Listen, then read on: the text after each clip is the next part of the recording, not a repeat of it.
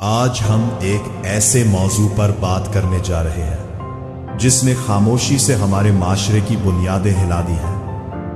حرام رشتے انسان کی صرف زندگی نہیں بلکہ اس کی نسلیں برباد کر دیتے ہیں۔ یہ رشتے وقتی خوشی تو دیتے ہیں مگر اندر سے سکون، اعتماد اور ذہنی طاقت چھین لیتے ہیں۔ ایسے تعلقات انسان کو بے چین، کمزور اور آہستہ آہستہ اللہ سے دور کر دیتے ہیں۔ قرآن ہمیں پسند کی شادی کی اجازت دیتا ہے، لیکن ریلیشن شپ کے نام پر سالوں پر محیط ناجائز تعلقات کی نہیں۔